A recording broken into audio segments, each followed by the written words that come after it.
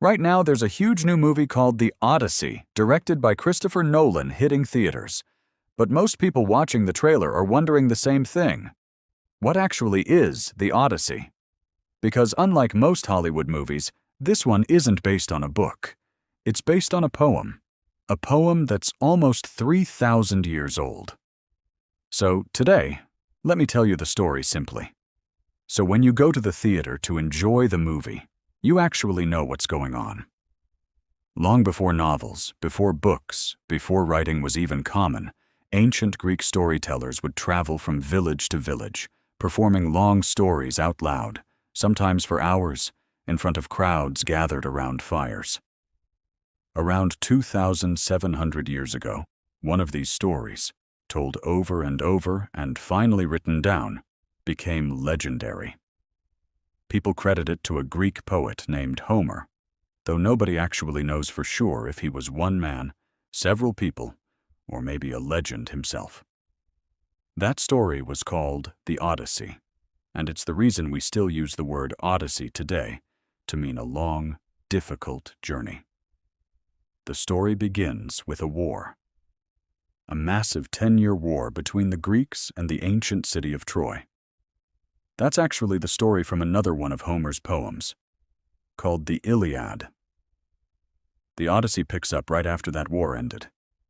One of the Greek heroes who fought in that war was a man named Odysseus. He was the king of a small island called Ithaca, and he was famously clever. Not the strongest, not the biggest, but the smartest. After the Greeks finally won the war, Odysseus just wanted to sail home to his wife Penelope and their young son Telemachus. That trip home should have taken a few weeks. It took him 10 years. Because on the way home, Odysseus and his crew accidentally angered the god of the sea, Poseidon, by blinding his one-eyed giant son, a cyclops named Polyphemus, and Poseidon decided that Odysseus was never getting home easily again. What follows is basically the world's most brutal road trip. Odysseus and his crew get shipwrecked over and over. They meet a witch named Circe, who turns his men into pigs.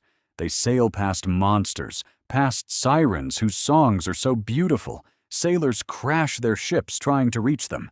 Then they pass a 6-headed sea monster called Scylla, past a giant whirlpool called Charybdis. Every time he thinks he's close to home, something drags him back. At one point, he even ends up trapped for 7 years on an island with a goddess named Calypso, who falls in love with him and refuses to let him leave. Meanwhile, back home in Ithaca, everyone assumes Odysseus is dead. And more than 100 men have shown up at his palace demanding to marry his wife Penelope and take over his kingdom. They're eating his food, drinking his wine, harassing his family, and refusing to leave until she picks one of them. Penelope keeps stalling them for years, hoping her husband will come home. Their son Telemachus, now grown, is desperately trying to protect his mother. Finally, with the help of the goddess Athena, who's always been a fan of Odysseus, he does make it back. But he arrives in secret, disguised as a beggar, because he knows if those men see him, they'll try to kill him. What happens next is one of the most satisfying revenge scenes in all of literature. He reveals himself, gets his revenge on the men who tried to take his family, reunites with Penelope, and finally gets to be home. Basically, that's the whole story.